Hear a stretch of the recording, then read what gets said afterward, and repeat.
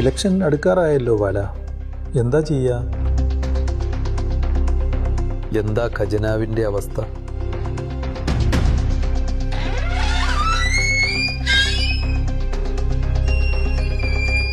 മൊത്തം കാലിയാണ് സഖാവേ.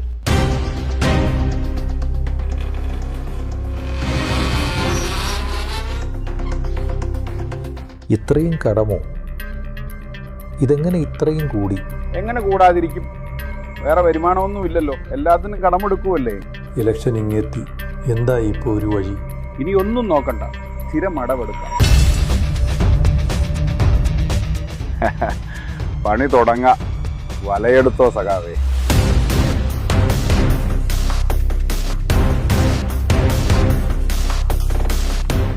ഓരോന്നോരോന്നായി ഇട്ടോ ബാല.